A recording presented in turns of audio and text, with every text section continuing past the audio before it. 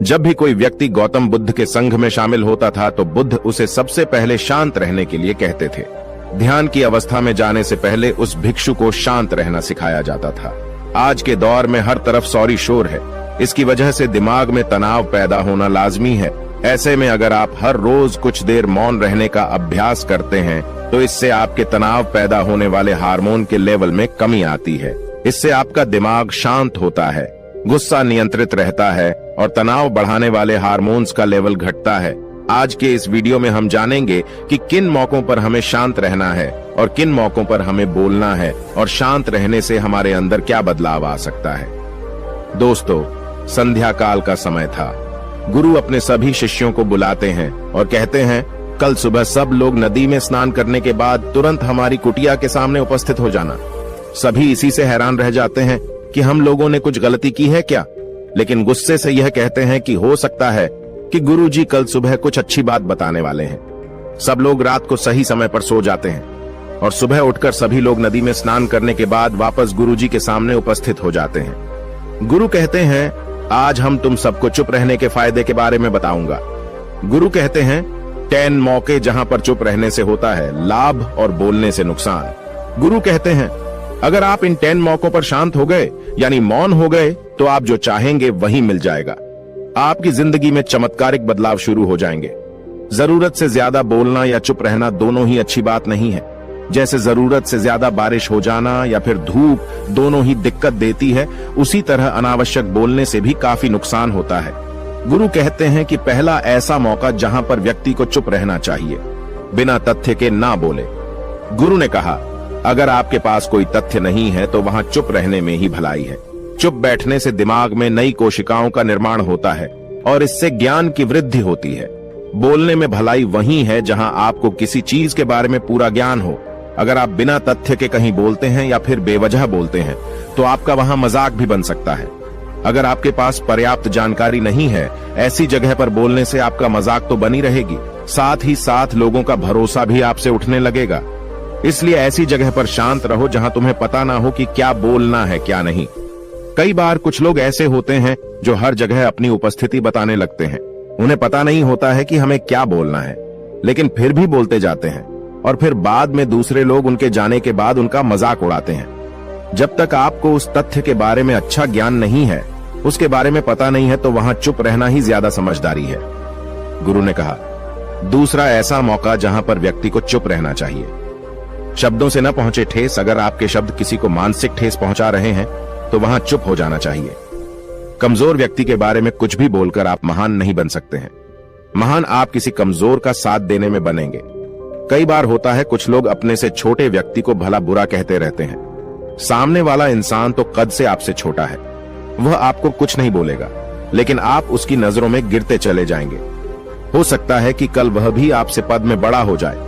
पद में आपसे जब वह बड़ा हो जाएगा तो आज जो रवैया आपका उसके साथ है, आने वाले समय में वह भी आपके साथ वही करेगा। आप किसी को नीचा दिखाकर बड़ा नहीं बन सकते हैं। बड़ा बनना है तो अपने से छोटे लोगों का इज्जत भी करना सीखें और साथ ही साथ बड़े लोगों का भी सम्मान करना चाहिए। लोगों को लगता है कि अगर वह अकड़कर बोलेंगे और सामने वाले को नीचा गिराने की कोशिश करेंगे तो वह बड़े बन जाएंगे, तो यह उन सब की भूल है। बड़े होने की बजाय आप उनकी नजरों में गिरते चले जाएंगे। गुरु ने आगे कहा, इसलिए शिष्यों, तुम सब जब भी बोलना आदर भाव से बोलना ताकि तुम्हारी बात लोगों को अच्छी लगे। बोलने में भाई बहन, माता पिता, मित्र इत्यादि संबोधन शब्दों का इस्तेमाल जरूर करना। इससे तुम्हारी मान प्रतिष्ठा तो बढ़ेगी ही, साथ ही साथ लोगों की नजरों में तुम समझदार व्यक्ति बनते जाओगे। गुरु ने आगे कहा, तीसरा मौका जहां पर व्यक्ति को चुप रहने में ही भलाई है। क्रोध या घृणा करने वाले लोग, जब कोई अपना या सगा संबंधी आप पर क्रोध कर रहा हो, आपका अपमान कर रहा हो, तो आपको उस वक्त चुप रहना चाहिए ताकि सामने वाले का गुब्बारा पूरी तरह से फट जाए। आप यदि सही हैं तो उसे कतई माफीनामा गए और चुप रहकर ही सही समय का इंतजार करें। वह खुद आपसे माफी मांग लेगा जब उसे अपनी गलती का एहसास हो जाएगा। गुरु आगे कहते हैं कि अगर आपका कोई सगा संबंधी आप पर क्रोध कर रहा हो और आप उस समय शांत हैं, तो यह आदर सम्मान देने की निशानी होती है। इससे न कोई छोटा होता है और न ही बड़ा। अगर आपको क्रोध आ रहा है तो आप या तो वहां से किसी का अनादर किए बिना चले जाएं या फिर चुप रहें। क्रोध करने से आपके रिश्ते, खराब होंगे। क्रोध करने से हमेशा क्रोध करने वाले व्यक्ति का ही बुरा होता है। गुरु आगे कहते हैं कि एक बार की बात है, एक सांप जंगल से भागते हुए किसी राजा के घर में पहुंच गया। लोगों ने छेड़खानी की तो वह बहुत ही गुस्सा हो गया, जिससे घर में जो तलवार पड़ी हुई थी उसी को लपेटकर कसने लगा और धीरे धीरे उसका पूरा शरीर कट गया। ठीक उसी प्रकार हमारा गुस्सा भी हमारे शरीर को तलवार की भांति काटता रहता है। गुस्सा ध्यान से खत्म होता है प्रतिदिन। अगर आप ध्यान की मुद्रा में बैठे हैं तो आपका गुस्सा आपके नियंत्रण में रहेगा। गुरु आगे कहते हैं कि यह तरीका है कि आप प्रतिदिन ध्यान का अभ्यास करें। इससे आपके शरीर में जो हार्मोन्स गुस्से को बढ़ावा देते हैं वह सब तुम्हारे नियंत्रण में रहेंगे, जिससे शरीर गुस्से पर आसानी तुम्हारा से काबू पा लेगा। लेकिन एक तरीका यह भी है कि जब भी आपको गुस्सा आए तो आप यह समझने का प्रयास करो कि क्या मेरा गुस्सा जायज है या नहीं। हमें वहां पर बोलना चाहिए कि नहीं। जब आप खुद इस बात का आकलन लगा पाएंगे तो आपको खुद पता चल जाएगा कि हमें गुस्सा करना चाहिए या नहीं। फिर भी आपको गुस्सा आ रहा है तो आप वहां से हटने का प्रयास करें, वहां से दूर चले जाएं। धीरे धीरे समय के साथ आपका दिमाग शांत हो जाएगा। गुरु ने कहा, चौथा ऐसा मौका जहां पर इंसान को बहुत ही समझदारी के साथ काम लेना चाहिए, वहां पर आपको चुप रहना ही चाहिए, जहां पर उस मुद्दे से आपका कोई संबंध ना हो। अगर आपका किसी मुद्दे से कोई संबंध ना हो तो वहां आपका चुप रहना बनता है। बिना किसी वजह अगर आप दूसरे के मुद्दे पर बोलेंगे तो यह आपके लिए अनिष्टकारी होगा। इसमें केवल और केवल आपका ही नुकसान है। जल्द ही आप किसी दो लोगों के बीच हो रहे विवाद में जल्दी अपनी टांग न डालें। अगर सामने वाला आपको बुला रहा है अपना झगड़ा शांत करवाने के लिए तो ही आप वहां पर जाएं। किसी की व्यक्तिगत जिंदगी में दखल अंदाजी नहीं देनी चाहिए जब तक कि वह व्यक्ति आपको नहीं बुलाता है। अपने झगड़े को शांत करवाने के लिए कुछ लोग फालतू में दूसरे के विवाद में कूद पड़ते हैं। इससे उनके मान सम्मान मर्यादा पर लोग उंगली उठाने लगते हैं। गुरु कहते हैं कि 10 मौकों में 5वां ऐसा मौका जहां पर व्यक्ति को बहुत ही समझदारी के साथ चुप रहना चाहिए। आपके शब्दों से किसी मित्र को हानि न पहुंचे। अगर आपके शब्द सामने वाले के परिवार या मित्रों की प्रतिष्ठा के बारे में बुरी झलक दिखा रहे हैं तो आपको चुप रहना चाहिए। किसी के परिवार या फिर मित्र के बारे में बुरा बोलने से केवल आप ही बुरे बनेंगे। जो चीज आसानी से खत्म की जा सकती है उसे अपने शब्दों से बड़ा न करें।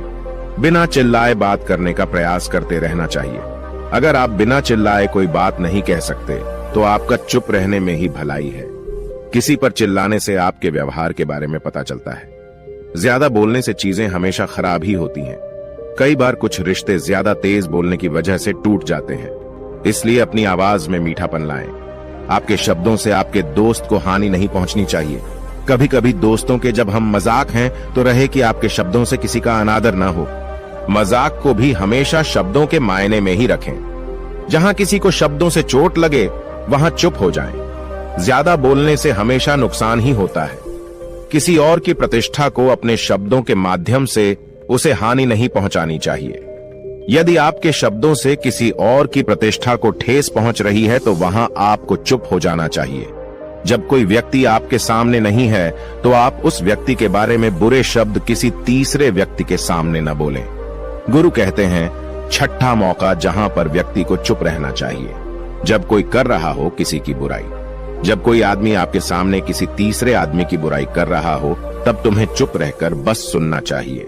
अपनी राय व्यक्त नहीं करना चाहिए, क्योंकि जो आज आपके सामने किसी तीसरे की बुराई कर रहा है वह कल किसी और के सामने आपकी बुराई भी कर सकता है।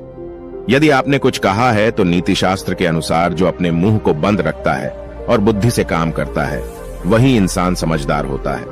बिना जरूरत के बोलना, किसी के बारे में किसी के बीच में बोलना यह गलत बात है। कभी कभी हमारे लिए बुद्धिमानी इसी में होती है कि हमें अपना मुंह ऐसी जगह पर नहीं खोलना चाहिए। गुरु आगे कहते हैं कि 10 मौकों में 7वां ऐसा मौका जहां पर व्यक्ति को चुप रहना चाहिए, जब कोई नहीं समझे आपकी भावना। यदि आपको लग रहा है कि कोई व्यक्ति आपकी भावना, दुख या परेशानी को शब्दों में नहीं समझ रहा है, यदि आपको लग रहा है कि सामने वाला व्यक्ति आपकी भावना या दुख को या आपकी जो परेशानी है उसको वह समझ नहीं पा रहा है या समझने का प्रयास ही नहीं कर रहा है या वह आपको ध्यान से सुन ही नहीं पा रहा है, तो ऐसे व्यक्ति के सामने आप चुप ही रहें। क्योंकि ऐसे लोगों को आपकी भावना या दुख से कोई मतलब नहीं होता है। ऐसे लोगों को अपना राज बताकर आप पछताएंगे ही बाद में। इसलिए हर किसी को अपने मन की बात नहीं बतानी चाहिए। अगर आपको लग रहा है कि सामने वाला आपकी बात को नहीं समझ पा रहा है, आपकी भावनाओं को नहीं समझ पा रहा है, तो वहां पर आपको नहीं बोलना चाहिए, क्योंकि आज में आपका मजाक ही बन जाएगा जब आपको लगने लगे कि सामने वाला आपकी भावनाओं को ठीक तरीके से समझ रहा है। आप जो कह रहे हैं वह ठीक से सुन रहा है, तभी आप उसे अपनी बात कहें। गुरु कहते हैं कि 8वां मौका जहां पर आपको चुप रहना चाहिए, जब कोई इंसान अपना दुख व्यक्त करे।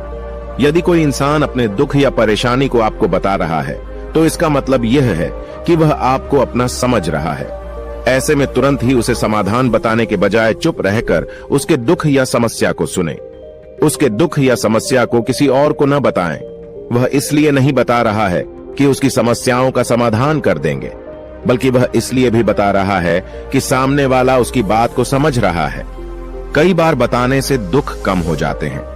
आपको अपना दुख इसलिए बता रहा होगा कि उसे लग रहा है कि आप उसकी बात को समझ रहे हैं। दुख बांटने से कम हो जाता है। इसलिए जब कोई व्यक्ति अपना दुख आपसे व्यक्त करे, तो आप चुप मारकर उसकी बात को बहुत ही ध्यान से सुने, ताकि उसके दुख कम हो जाएं। उसके मन का बोझ हल्का हो जाए, क्योंकि उसके मन में जो भी बातें थीं, वह आपको सब बता दिया। गुरु आगे कहते हैं कि 10 जगहों में 9 ही ऐसी जगह जहां पर आपको चुप रहना चाहिए। जहां पर दुष्ट प्रकृति के लोग रह रहे हों और गाली गलौज कर रहे हों, तो आप वहां पर मत जाइए। ऐसी जगहों से आप चुपचाप निकल जाएं, अर्थात अपनी प्रतिक्रिया दिए बिना आप वहां से चले जाएं, क्योंकि जिसकी जुबान खराब होती है, जो दुष्ट प्रकृति के लोग होते हैं, उनको आप ऐसे समय में नहीं समझा सकते हैं। जब उनका दिमाग पूरी तरह से शांत हो जाए, तभी वह आपकी बात सुनेंगे। इसलिए जहां पर दुष्ट प्रकृति के लोगों आपकी बात को न मानते हों और न ही सुनते हों, तो आपको वहां पर नहीं बोलना चाहिए। गुरु कहते हैं कि 10 माह ऐसा मौका जहां पर आपको शांत हो जाना चाहिए। अपनी सफलता का राज हर किसी को न बताएं। कई बार होता है कि कुछ लोग जो सफलता को बहुत ही जल्दी अर्जित कर लेते हैं, वे हर जगह अपनी सफलता का ढिंढोरा पीटने लगते हैं। ऐसे में क्या होता है कि कई लोग आपकी सफलता से खुश नहीं होते हैं। अगर आप अपनी सफलता का जबरदस्ती लोगों में ढिंढोरा पिटवा रहे हैं, तो लोगों की नकारात्मक ऊर्जा आपको प्रभावित कर सकती है। जब आप सफल होंगे, तो सबको पता चल जाएगा कि आप सफल हो गए हैं। ढिंढोरा पीटने से नुकसान आपका ही होगा। इतना कहकर गुरु ने कहा, शिष्यों, आज के लिए बस इतना ही। अगर तुम सब मेरी इन 10 बातों को अपने जीवन में अपना लेते हो, तो तुम सब काफी हद तक परेशानियों से बचे रहोगे। यहाँ से जाने के बाद मेरी यह बातें आपके जीवन किसी वरदान से कम साबित नहीं होंगी। दोस्तों, मुझे उम्मीद है इस वीडियो से आपको बहुत कुछ सीखने को मिला होगा। अगर आप नए हो तो हमसे जुड़ने के लिए इस चैनल को सब्सक्राइब करना मत भूलिए।